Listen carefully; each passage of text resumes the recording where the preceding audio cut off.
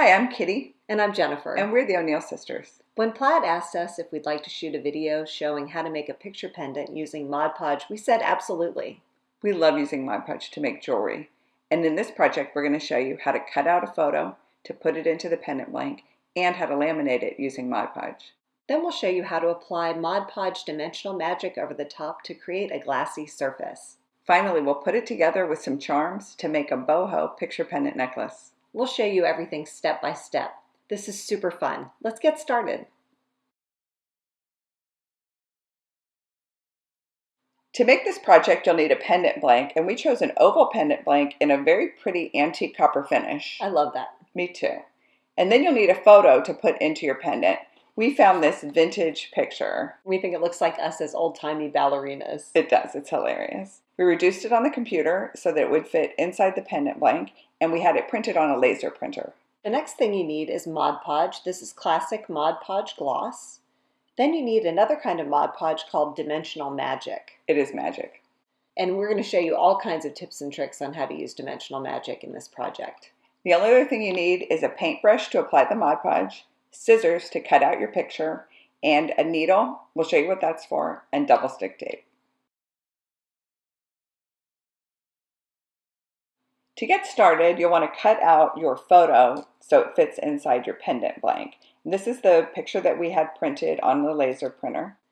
And we're just going to use our little scissors here to cut it out in the shape of the oval. And we had this printed on regular laser paper, just 24-pound paper. You don't really want to use cardstock because it's too thick for this kind of project.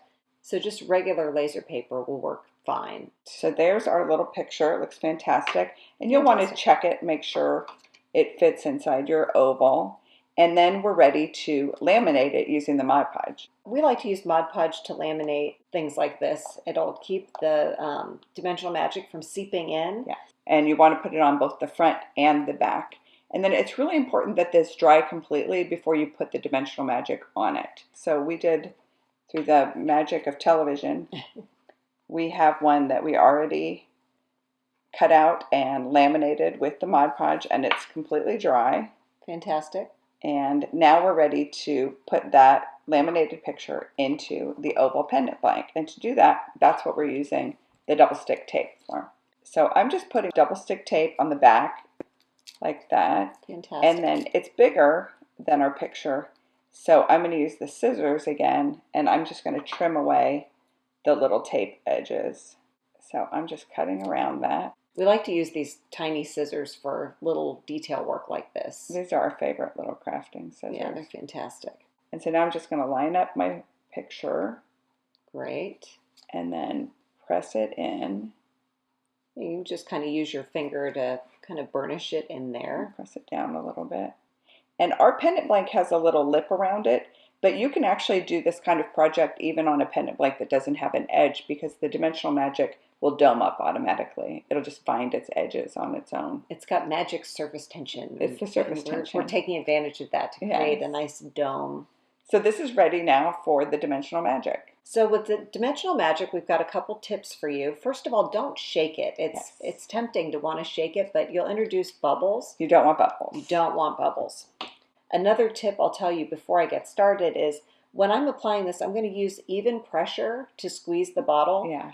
Rather than letting any air suck back into it, because that also could create bubbles. Yes. So I've got a little bit of bubble already, so I'm going to go over to the side of my scrap paper here and start squeezing some out.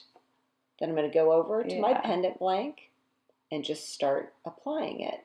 I'm going to go right to the edges. And more will fit on there than you would imagine because it has that doming quality. It has a real good surface tension, and so it'll take a lot of this dimensional magic. You just want to fill it all in. So you have fantastic. And you didn't get any bubbles.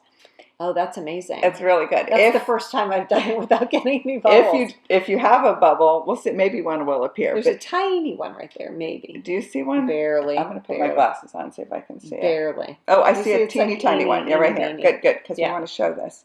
If you have a bubble, you can use the needle to pop the bubble. And if you're having trouble popping the bubble, I think I popped it. Sometimes if it's a big bubble, it usually pops pretty easily, but you got to do it right away because it'll start to set up. To set up. You can also make a little trough or trowel out of a piece of paper like this, and you can kind of force the bubble up into this little trowel. I'm basically just going to pick that bubble up and out. Looks like she's fishing it out. I'm fishing it out of there. And now we're just going to put this on a level surface and let it dry. We like to let it dry overnight. I think it's better to let it dry overnight. You don't want it to still be wet and you're testing it with your finger, and then you're going to put a fingerprint on it if it's not dry. So we test it with the needle. We tap it on the side to see if it feels solid. But if you leave it overnight, it for sure will set up. And when this dries, we'll have our picture pendant. It's that easy. We let our picture pendant dry overnight, and it turned out great. It really looks good. It's beautiful. I love the way it's got this sort of glossy dome over the top. It feels like glass. It's very nice. And now we want to turn it into a necklace. And you could put it on a ribbon or on a piece of leather cord. That'd be nice. But we decided we're going to put it on a piece of chain, and kind of a long piece of chain. So to do that, we have a 27-inch piece of chain. That's going to be about the same length as the necklace I'm wearing. And then we've got our pendant that we just made, and we've got a jump ring to attach the pendant to the chain. We've also got an S-hook clasp. It's about 24 millimeters. It doesn't really matter how big it is. You could use any clasp. You really could.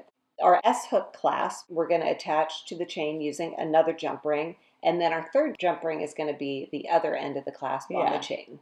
And then we have some bead dangles here. And we actually made these, and we're going to show you how we did that. So the first one we're going to make has a pearl and two little antique copper daisy spacers. And we're going to make it with a head pin. So to do that, we're going to slide on the beads the way we want them in our dangle. So I've got the little daisy spacer on first, and then the pearl. And then, that pearl. It's so pretty. And then we have our other antique copper daisy spacer. Slide that on. And that's going to be our little bead dangle. And to make a little loop in the top, we're going to use our round nose pliers and make a little loop, a wrapped loop. So to do that, I pinch the head pin right above the top bead, and I make a 90-degree bend. Then I reposition the pliers to the top of that bend. You see how I moved it there? And where I make the loop, this is going to be the loop, where I go on the pliers is how big the loop is going to be.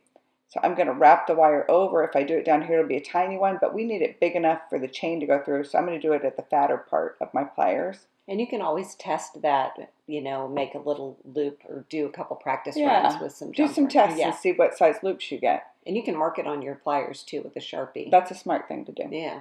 So I bent it all the way over, and it makes a partial loop, but I can't go all the way around because the bottom jaws are in the way. So I reposition and put the bottom jaw in the loop. And now I can pull that wire the rest of the way around so I have a complete loop.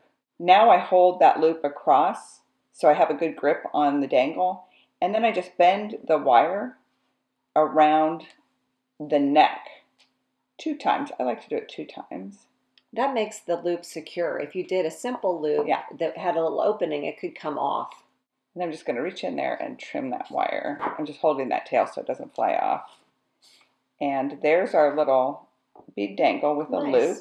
And you can see we made one here with a copper bird and a little raspberry, like little bicone crystal. And then we made another one with an acrylic flower. They're super pretty. I love those colors with that copper. That's cute. And now we're ready to assemble our necklace. And to do that, we're going to start with our pendant. And we want to attach a jump ring to the top of our pendant so that we can slide it on the chain.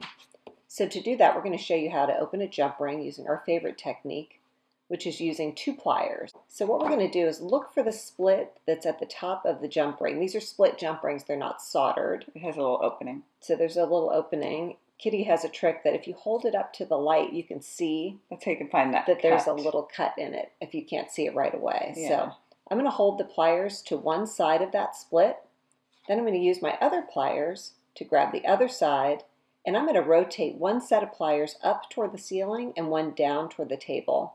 And what that'll do is keep that nice round shape of my jump ring. That's great. And then I'm going to keep holding the jump ring in my pliers because I just think they're easier to manage with pliers. For sure. And I'm going to attach my pendant like that. and then close my jump ring. And to close the jump ring, I'm just going to do exactly what I just did, but in reverse. I've got my pliers on one side and my pliers on the other side, and then I'll rotate to close that loop.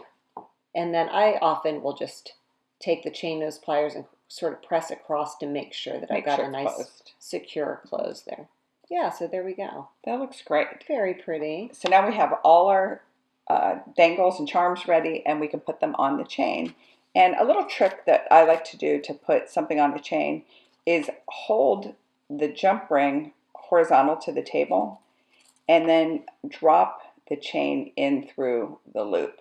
It goes in faster and smoother, less friction. It kind of lets gravity do some work for you. So we've got the pendant on our chain, and then we're going to put some of the dangles on one side and some on the other. So I think I'll put the flower on one side. I'm going to do the same thing. I'm going to hold the loop on the flower and then drop the chain in. And then I'm going to grab the other end of the chain, and I think I'll put on the little pearl one we just made.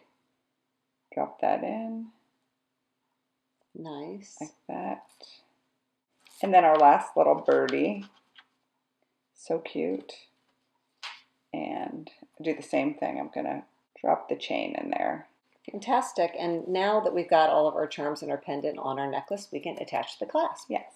And we often attach clasps to chain using jump rings because we think that's super easy. Yeah. So we're going to do exactly what we just did to attach the pendant with the jump ring. We're going to open this one using 2 pairs of pliers.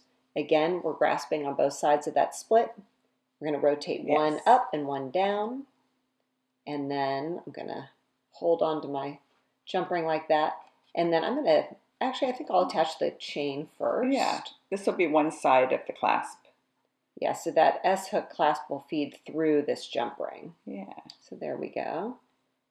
And I'm going to hold the jump ring on one side of that split with 1 pair of pliers, grab the other side, and then rotate. Close it the same way, just a reverse. Like that. And then I'm going to make sure it's nice and closed. So that'll be one side of our clasp. And then for the other side, same thing. Same thing. There we go. Rotate. And I'm going to grab the clasp. Which side should I do it on? I think the one with this loopy. Yeah, like I think the loopy side goes towards the chain. Yeah. There we go. So I'll put that on, and then I'm going to find the other end of my chain, get that last link. Yeah. And I'm going to kind of fish it on there. And then I'm going to close it the same way. It's a little harder because I've got more stuff on that jump ring. So I'm going to grasp it on one side and the other. Rotate to close. Yep. There we go. Perfect. And then I'm going to just make sure it's closed a little bit there. Beautiful. Fantastic. Yeah. And see how it looks. So see that hooks right in there, and it's nice and secure on the chain. Looks great. And then there is our beautiful necklace. It's so fun. The dangles add a lot of movement and a little bit of color. I love how this turned out. It turned out great.